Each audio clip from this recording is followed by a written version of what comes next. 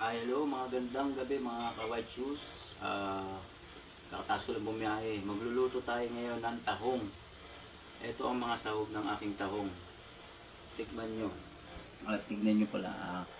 Ito, kailangan maganda pagkakalinis nyo ng tahong para malinis. Kangkong, luya, bawang, sibuyas, sayote, talbos ng sili, at ito ay ang Sprite. Ayan, maglalagay na tayo ng mantika mga ka-white shoes. Tatakam na ako. Okay. Tapos yan, mas masarap yan kung unahin natin yung luya. Luya. Masarap yan.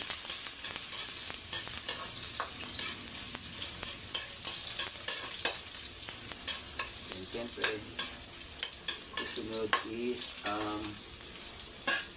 bawang.